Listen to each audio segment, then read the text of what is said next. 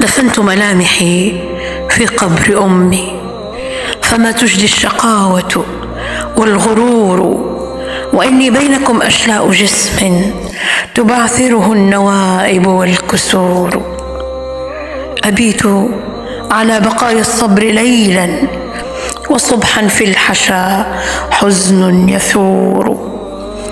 وإن زرت القبور أريد عتقا، تحاصرني أسى تلك القبور، ولست أخطها الأشعار حبرا، فدمعي أغرقت منه السطور.